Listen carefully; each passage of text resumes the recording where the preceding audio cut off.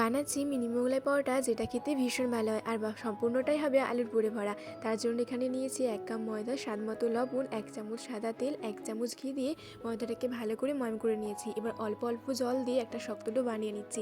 এবার ময়দাটাকে কিছুক্ষণের জন্য রেস্টে রেখে দিয়েছিলাম, ততক্ষণ চলো এই পাশে আলুর পুরটা বানিয়ে নিয়েছি সেদ্ধ আলু, পেঁয়াজ কুচানো, একটু চিলি ফ্লেক্স, জিরে গুঁড়ো, চাট মশলা, লবণ আর একটু লঙ্কার গুঁড়ো দিয়ে আলুটাকে ভালো করে মাখিয়ে নিয়েছি।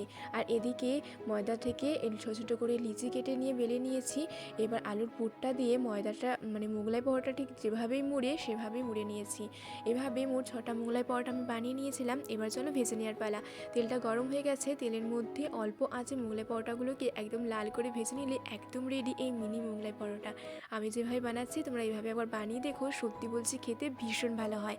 আজকের রেসিপিটা তোমাদের কেমন লাগলো সেটা অবশ্যই কমেন্ট করে জানিও। ভালো লাগলে চ্যানেলটিকে অবশ্যই সাবস্ক্রাইব করে দিও। টাটা।